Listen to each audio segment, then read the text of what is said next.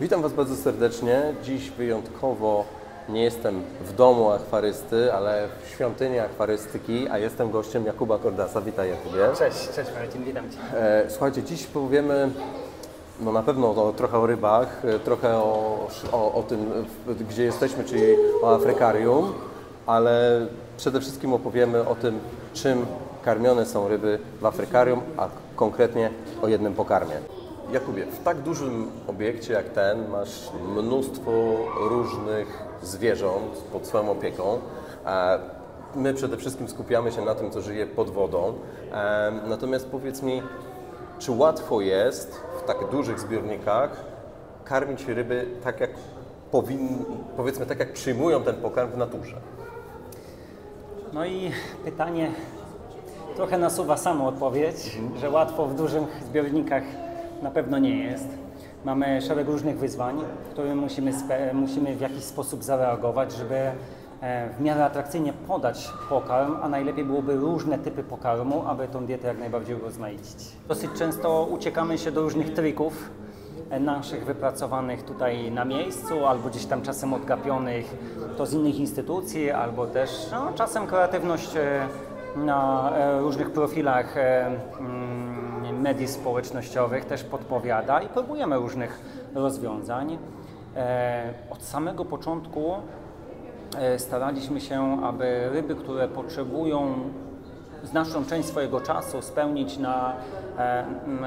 poświęcić odżywianiu się, żeby miały taką możliwość, ale żeby też tych ryb nie przekarmiać mocno, więc stąd padło na pomysł, aby zastosować pokarm żelowy,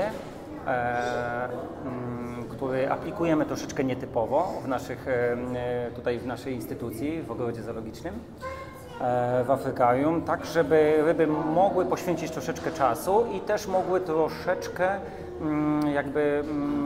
zachowywać się naturalnie. Nie dostają od nas z ręki, nie dostają na powierzchni, żeby szybko podpłynęły, zjadły i na każde nasze takie wyzwania, jak to niektóre ryby robią, podchodzimy pod nasz zbiornik domowy, a one wszystkie już przy powierzchni i proszą o jedzenie. Tutaj troszeczkę inaczej. Aplikujemy je na takie matryce, które wykonaliśmy sobie ze sztucznych kolorowców. I w ten sposób ryby zgryzające, czy to morskie, czy te z Tanganiki, czy z Malawi, są w stanie podpłynąć i mniej więcej, powiedzmy sobie, w miarę naturalnie zachowywać się, zdzierając ten pokarm z powierzchni, tak jak to robią w naturze. Im bardziej ta struktura tej powierzchni byłaby chropowata, z różnymi zakończeniami, zagłębieniami, tym więcej czasu one potrzebują na to, żeby dostać się do tego pokarmu i to chcielibyśmy sobie rozwijać, żeby podczas jednego podania nie było to zjedzenie pokarmu w 5 sekund, tylko żeby te ryby mogły ten pokarm pobierać i jeszcze najlepiej, jakby ten pokarm był w miarę mało taki syty, treściwy, taki wartościowy. To byłoby jeszcze idealne. Także robimy sobie różne eksperymenty i obecnie pracujemy na pokarmie żelowym firmy Tropical i fajnie nam to wychodzi, co pewnie zobaczymy sobie później. A my się bardzo cieszymy. Jakubie, zawsze zaczynam swoje spotkanie od jednego pytania, mianowicie od tego, skąd ta Twoja zajawka akwarystyczna? Ta zajawka rosła od chyba najmłodszych lat, bo pamiętam okres mojego życia, w którym mieszkałem na wsi. To było do 1. klasy podstawówki, od przedszkola, takiego wczesnego, wiecie, całkiem, nie wiem, od 2 lat chyba aż do lat 6-7 i mam bardzo ciekawe wspomnienia z tamtego czasu. To była wioseczka, w lesie były stawy i mój tato uczył mnie łowić ryby na bambusa. Wiecie, tak jak często zaczynamy i ja pamiętam, ja nie wiem jak to jest możliwe, lata 80. że teraz jakbyś puścił swoje dziecko na rowerze z bambusem przyczepionym do składaka, starego, za dużego, bo przecież nie było. Tak jest. I niech jedzie samo do lasu i tam do pana leśniczego mówi, że on jest od tego i tego, mówiąc tam imię i nazwisko mojego taty. Ja mogłem sobie tam łowić. Ja pamiętam wtedy wspomnienia, plastikowy spławik, jakieś okonie, liny. I tak się troszeczkę to zaczęło, zacząłem nasiąkać takimi rybami właśnie konkretnie. I później, już po przeprowadzeniu się do miasta, mój sąsiad spod jedynki, my mieszkaliśmy w bloku pod 2, on miał przepiękne 100-litrowe akwarium, w którym pływały gupiki i neony. I on chyba z premedytacją Zapraszał mnie tam, żebym ja sobie posiedział, a akwarium miał przepiękne. To był taki low-tech, ale tam grama glonu nie było, rośliny rosły jak wściekłe i te ryby były przepiękne. I pamiętam pierwszy słoik 3-litrowy, ogórkowy, z 2 samicami ciężarnymi. Wiele osób tak zaczynało. Żony na drugi dzień już były młode i trzeba było lecieć kupić pierwsze akwarium. I tak się zaczęło. I rosła we mnie ta pasja do tego stopnia, że no nie wyobrażałem sobie studiować coś innego jak nauki przyrodnicze, więc wylądowałem we Wrocławiu na Uniwersytecie Wrocławskim biologii i wszystkie te moje prace licencjackie, magisterskie pisałem już z ryb no i tak zostało. No i te ryby są wszędzie w koło. I te ryby są przez całe życie ze mną i jestem za to bardzo wdzięczny, że los mi tak pomaga trochę. Słuchajcie, standardowo akwarysta może zakupić żel w takiej saszetce, natomiast wy 35 gram. Nie, słuchaj, mamy jeszcze puszkę, są 3 saszetki. 3 saszetki. No to u nas nasze saszetki mają 10 kg. Okej. Później zobaczymy, jak to wygląda. To pokażemy to później. Dobra. Czyli w waszym przypadku są to spore worki, ale przygotowujecie to mniej więcej tak jak każdy akwarysta w domu. Tak, nasze mniej więcej to odpowiednia ilość żelu, odpowiednia ilość wody, ciepłej wody. U nas w naszym przypadku studzimy to troszeczkę jeszcze w procesie, albo jeśli woda nie jest zbyt gorąca, to możemy w miarę od razu dodać probiotyk. Stosujemy w Malawi, w rybach morskich, po to, żeby troszeczkę wpłynąć na tą, wiemy jak to z Malawi, z tanganiką bywa, z rybami morskimi również fajnie jakby zadbać również o tą florę, więc my sobie ekstra stosujemy jeszcze ten probiotyk. Przesunęliśmy się tutaj, bo tu pływają jedne z ulubionych ryb Jakuba. Jakbyś powiedział parę słów o orleniach No cytkowanych. właśnie. Tak jest, to jest taka ryba, która chyba znalazła szczególne miejsce w moim sercu. Z 2 powodów. Po pierwsze jest mega majestatycznym organizmem i naprawdę obcując z tymi zwierzakami człowiek ma taką pełną pokorę, a po drugie ja jestem też koordynatorem tego gatunku w Europie, czyli programy hodowlane w ogrodach zoologicznych i w oceanariach. Przy takich kluczowych gatunkach poświęcają troszeczkę więcej uwagi. I takim gatunkiem jest orleń centkowany dla całej grupy tych wszystkich orleni, bo i mamy te zimnolubne, atlantyckie i mamy tego karaibskiego. To jest Ocellatus z Indo-Pacyfiku. To jest w ogóle gatunek kryptyczny. Dopiero niedawno dowiadujemy się, że w obrębie ryb, które wyglądają dosyć podobnie, ale mieszkają troszeczkę różnie w różnych lokalizacjach, zaczynają być kolejne gatunki opisywane. To przed nami, która się tak fajnie kręciła, to Harry. Harry, imię męskie z Harry'ego Pottera, troszeczkę tam były historie, w takim sensie przy identyfikacji. Opiekunowie, akwaryści świetnie identyfikują zwierzaki, bo to jest nam potrzebne przy karmieniu. U nas wszystkie spodouste, rekiny i płaszczki karmione są indywidualnie, czyli do dzioba dostają, a jeśli widzimy, że coś jest nie tak, to wtedy wiemy u konkretnego osobnika. I tak Harry, która nam tu przed chwileczką fajnie się kręciła, teraz troszkę uciekła, jest w bardzo zaawansowanej ciąży i czekamy na rozwiązanie, można powiedzieć. Akurat w tym wypadku u tego gatunku rodzą się młode, w pełni rozwinięte, samodzielne, już niezależne, które za chwilę zobaczymy obok, bo nasza droga samica Tekla, która ma już żeńskie imię. Tak, Tekla już ma żeńskie imię i Tekla ma to imię po pajęczycy Tekli, bo była zawsze taka żarta i żarłoczna, a Harry jest taka troszeczkę wycofana i bojaźliwa.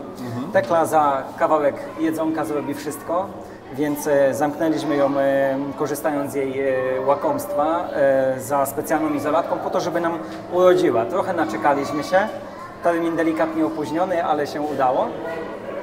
No i znowu Harry przed nami. Także tu widzimy Harry, u której brzuch się troszeczkę rusza, więc widać jedno, może 2, może 3 młode. Zobaczymy niebawem.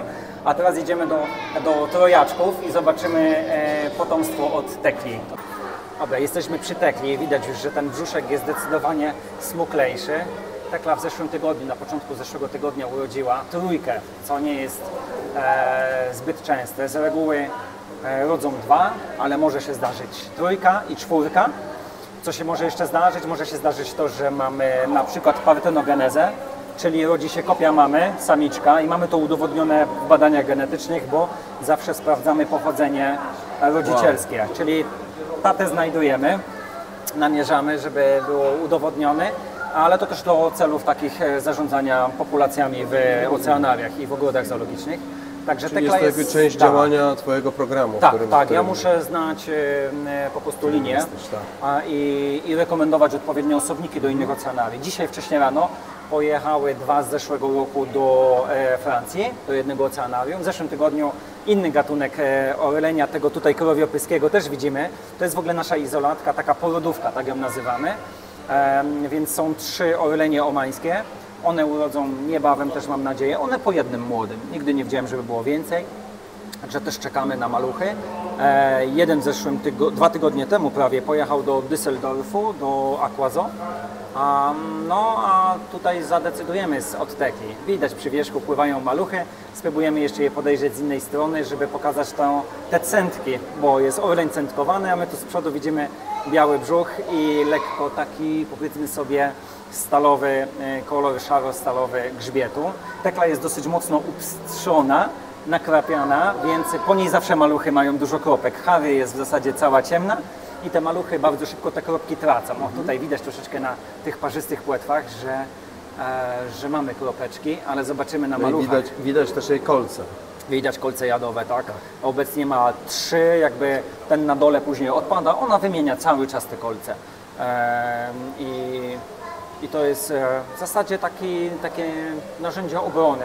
Orlenie centkowane mają blisko te kolce jadowe, blisko nasady ciała. One aktywnie nie atakują, ale bronią się, jeśli mamy w młodszym wieku atak rekina. Głowomłoty bardzo często upodobują sobie orlenie centkowane jako pokarm, więc tam próbują się po prostu nastawiać tym kolcem tak, żeby przeżyć. No, czasem z wygryzieniem jakiegoś kawałka płetwy mogą dalej funkcjonować i takie osobniki zdarzają się nawet w oceanie. Także mamy teklę, wielka jest, ponad 100 kg na pewno waży. Jak próbujemy nią tutaj manewrować troszeczkę jutro, może pojutrze wypuścimy już ją do chłopaków i co ciekawe jest, ona zawsze ma tego samego i stałego partnera i Harry też, tak wychodzi z badań na ojcostwo, także chłopaki też się nie wyprą ojcostwa. No i te różne programy socjalne by tutaj też szły, albo alimenty, jakby trzeba było, to wiemy komu przypisać. Świetnie. Także jest ciekawie. Idziemy do góry, zobaczymy. Tak jest.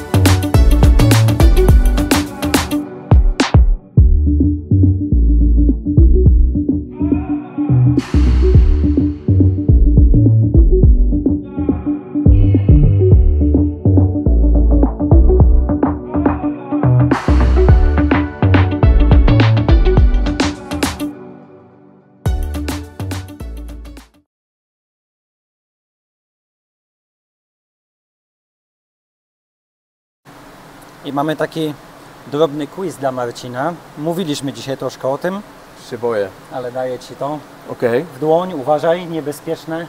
Element Niebezpieczne narzędzie, Chciałbym, słuchajcie. żebyś spróbował odgadnąć, co Okej. mamy tutaj. No ja zgaduję, jest to kolec jadowy. Orlenia. Dokładnie. Kolec jadowy Orlenia. Jeśli sobie popatrzymy też na drugą stronę, widać, że tu jest taka troszeczkę jakby rynienka i jest ten gruczoł jadowy, jak on jest naciskany, ponieważ przychodzi tutaj element, tak, jakieś tkanki, załóżmy, to wtedy, zobaczcie, to jest element taki mocno zmineralizowany. Tu nie ma kanału wewnętrznego, żeby ten jad płynął, on płynie po prostu pomiędzy tkanką, bo on teraz Okej. jest goły, widzimy, a normalnie okrywa go czarna tkanka, chyba że jest wymieniany, wtedy już ta tkanka schodzi i on też odpada po prostu. Natomiast normalnie ten jad spływa jakby po takiej rynience w miejsce ukłucia. Nie jest to, jak wiemy, chyba wszyscy znają przykład pana dyrektora ogrodu zoologicznego w Australii, który zginął Tak. od takiego kolca, od ogończy, nie od orlenia, od ogończy, który prawdopodobnie, nie wiem, nie czytałem, wbił mu się gdzieś w okolice serca i tak dalej. Myślę, że bardzo często, znacznie częściej dochodzi do ukłuć takimi kolcami, choćby w Ameryce Południowej, gdzie mamy płaszczki słodkowodne na płciznach Które łatwo jest piaszczystych. nadepnąć. Tak, my Tak. możemy nadepnąć i wtedy one tymi ogonami aktywnie uderzają i potrafią nas ukuć w obronie oczywiście. To nie jest problemem sam jad płaszczki, co wtórne infekcje bakteryjne później. Bardzo źle się goją te rany. No ale może być też tak, jeśli ktoś ma być może swoistą odporność albo wręcz jakąś alergię na któryś ze składników jadu, to może dodatkowo powodować pewne komplikacje. Także taka ciekawostka akwarystyczna. Ten kolec jest bardzo malutki. Mamy kolce od naszych himantury czy patelnicy tej wstęgoogonowej, który jest taki, więc jakbyśmy go tak chyba przyłożyli, to To mógłby nas przebić. to mógłby nas dosłownie, Kurczę. także zawsze trzeba uważać z tymi zwierzakami. Są piękne, majestatyczne, ale dajmy im też przestrzeń do egzystowania i nie łapmy, nie wbiegujmy do wody nieodpowiednio, jak już się wybierzemy W na Ameryce Malediwy powiedziałeś. czy gdzieś. Albo na Malediwach, Tak, bo właśnie, tam zawsze tak, jest dużo tak, ładnych oczywiście. zdjęć, są te ogończe, one są przyzwyczajone. Co innego jak zwierzę jest przyzwyczajone i my stoimy, zachowujemy spokój, a co innego jak mamy po prostu już tak, łapiemy, rzucamy się na coś. Nie, tak nie działamy. Także co jeszcze można byłoby zrobić, to po prostu wziąć kawałek materiału i tą piłkowany brzeg moglibyśmy ciąć jak skalpelem. Także No, wygląda na bardzo ostry. wygląda i taki w rzeczywistości jest. Proszę, to dla Ciebie. Dziękuję bardzo. Dzięki wielkie. A ponieważ byliśmy w paru miejscach, dzięki Tobie zobaczyliśmy naprawdę dużo ciekawych rzeczy. Przede wszystkim posłuchaliśmy o niesamowitych rybach. Ja zdobyłem kolec, także mam też jakąś pamiątkę. Dziękuję Ci bardzo. Dzięki, Marcin. Dziękuję. Ja dziękuję Wam bardzo za uwagę i mam nadzieję, że zobaczycie nas w następnym odcinku. Zapraszam Was serdecznie. Jeśli podoba się Wam nasz kanał, zasubskrybujcie go i oglądajcie. Do zobaczenia. Cześć. Cześć.